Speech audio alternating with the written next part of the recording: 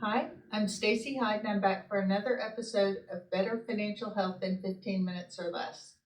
And if you've been around the podcast for a while, you know that we often ask for podcast ideas. And I actually had one of our clients at a meeting last week say, I'd really like for you to talk about this. And today we're going to talk about her suggestion, how to plan and pay for a vacation without blowing up your budget. Because vacations don't normally wreck finances, but unplanned vacations often do. And why does a vacation sometimes feel painful? Because there's no monthly or periodic savings, and everything hits the credit card all at once. Everything all together all at once. So we're going to try to give you your vacation fund playbook. So pick the trip first, because that's going to drive how much it's going to cost. And then what we're going to do is, once you know the cost, then you also need to sit down with your budget and say, okay, how much of our budget can we apply toward our vacation fund? You often hear financial planners like ourselves talk about saving for retirement, having an emergency fund. Guess what? It's a whole lot more fun to save for a vacation, because that's more immediate. And I think it's important to do that. So one way that can be very motivating is if you have a separate savings account for your vacation. It can be a money market fund at your bank, or it can be a money market fund at a Fidelity or a Vanguard or someplace like that. You just want it to be, because generally speaking, vacations, that's relatively short-term savings. So, a year, or if it's some big trip, maybe 2 years of savings, but you're going to need that money soon. So you don't want to put it in the stock market. You want to keep it really safe. And so just a simple example, if the trip is going to cost $6,000, if you've kind of priced it out, and the airline tickets are going to be this, and the Airbnb is going to be this, and then the activities, don't forget to put a food budget in there. And if you're like me, I usually want 1 or 2 new outfits, maybe a new pair of shoes to go. So make sure all that's in there. And so that $6,000, if we're going to save for it over a year, that's $500 a month. If you get paid twice a month, that's $250 per paycheck.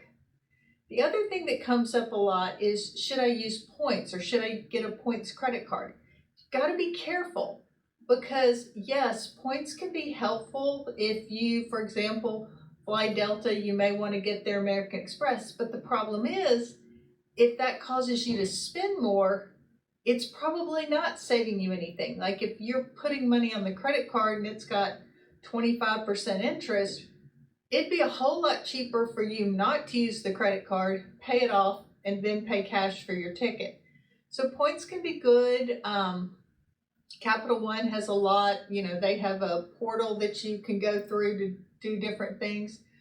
But don't get caught up on the points. Now, if you travel for work, most employers will let you keep any points you accumulate, whether those be airline points or hotel points. So if you're staying at, say, a Holiday Inn a lot, you want to register for IHG rewards. Same thing if you're staying at Hampton Inn, you want to register for the Hilton rewards, because those can really help offset some of your costs, because you can get some free nights there.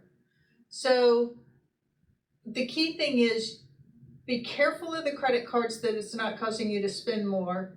And then for tracking your flight purchases, AI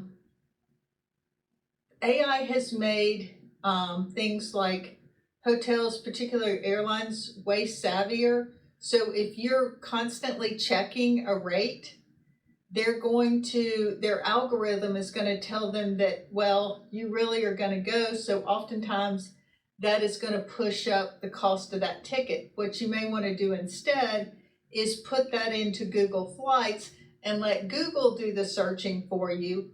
Or if you're going to the airline's website, use a private browser so that they can't track you from there, or even check it from your phone and your work computer or something like that, to keep them from knowing exactly what you want to do and potentially raising the cost. Little scary tidbit there, but it is important to look at it that way. So, and then there are a couple of times where a vacation is a bad idea. If you've got a lot of high interest debt, if you have credit card balances you have not paid off, you really need to focus on paying those off first. If you don't have an emergency fund, you need to build that emergency fund first. If you've got a lot of uncertainty around your job, you really need to concentrate on paying down debt, setting up that emergency fund. Because nothing is more enjoyable than going on a trip that is fully paid for, that you've saved for, and spending it and not having the hangover when you get back of, oh my God, how am I going to pay for this? Because let's be real, if you can't afford the savings plan for the vacation, you can't afford the vacation. So I think it's important to kind of put that into perspective. So vacations are financial goals. Joy does belong in a financial plan. It's not all about just, the grind. It's about joy. I never will forget, I was sitting in a financial meeting with a woman at her workplace, and she'd always come in to see me. She was super prepared, very goal oriented, and she's like, okay, what do I do now? And she had set up her emergency fund. She was maxing her 401k. She bought her house. She'd gotten it furnished. She was doing great. And she comes in and she's like, okay, what next?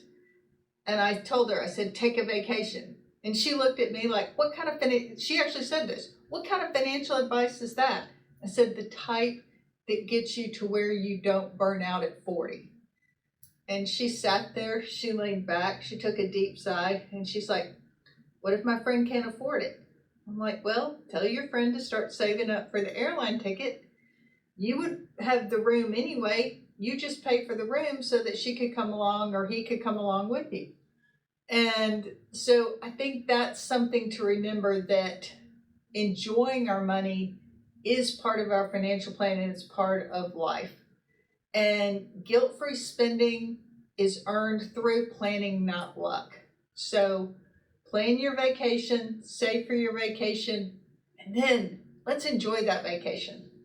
Thanks so much for tuning in. And this has been another episode of Better Financial Health in 15 Minutes or Less. Please leave us a review wherever you get your podcast. It really does help us reach more folks. Thank you.